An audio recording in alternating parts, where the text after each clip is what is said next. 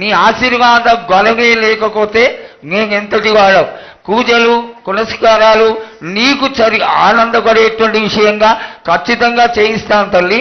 అదేవిధంగా నా బాలులందరికీ ఒకటి విజ్ఞప్తి చేస్తున్నాను బాలక్క.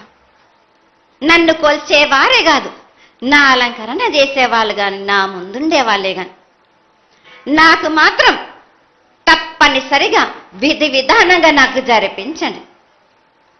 అమ్మా తప్పకుండా చేస్తాను తల్లి. అదేవిధంగా గ్రామ పెద్దలు, నగర పెద్దలు, కౌరులు, భక్తులు అందరూ నీకు ఎంతో ఘనంగా ఈ 3 సంవత్సరాల కంటే కూడా 100 రెట్లు ఎక్కువగా భక్తజన సందోహాన్ని ఆలయానికి వచ్చి ఎంతో గొప్పగా పూజలు చేశారు. ఈ పూజల యొక్క సంతోషాన్ని తెలియజేయ తల్లి. సంతోషంగా ఆనందంగా అందుకుని ఏటికొక్కసారేగా అందం బాలబాలికలు సంతోషంగా గానందంగా నాకు పూజలు అందించాను. వారి అందరిని నేను వెంటుండే కాపాడే భారం నాది.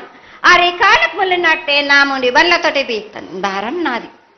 తప్పకుండా తల్లి. నా గ్రామ ప్రజలందరే గారు నన్ను కొలిచేవారు నా కొల్లారి గారు, నా కజల్లలందరూ కూడా సమానంగా చూసుకునే భారం నాకు.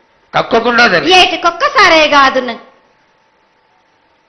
అందరి విషయంలో కూడా నేను తప్పనిసరిగా నేను తోడు నీడై నిలబడతాను. నా రాష్ట్రాన్నే కాదు, నా దేశాన్ని తప్పనిసరిగా కాపాడే భారం నాది. కానీ ఒక్కటి మాత్రం గుర్తించుకోండి, మీరు రాబోయే రోజుల్లో మహమ్మారి కూడా వెంటాడుతుంది. మీరు మాత్రం జాగ్రత్తగా ఉండండి. మీరు పాటించవలసినవి పాటించండి. అగ్ని ప్రమాదాలు కూడా జరుగుతాయి. వీటి గురించి కూడా తప్పనిసరిగా ముందే హెచ్చరిస్తున్నా నేను. తప్పకుండా తల్లి. అదేవిధంగా పోయిన సంవత్సరం నువ్వు చెక్కినట్టుగా వర్షాలు చాలా చక్కగా కొరతాయి. కాడికొండలు సస్యవృద్ధి చాలా బాగుంటుంది అని తెలియజేశావు. ఈ సంవత్సరం రాబోయే సంవత్సరంలో ఎంత ఆనందంగా ఉంటుంది, ఆనందంగా ఉండడానికి నువ్వు ఏం ఆశీర్వదిస్తావు తల్లి?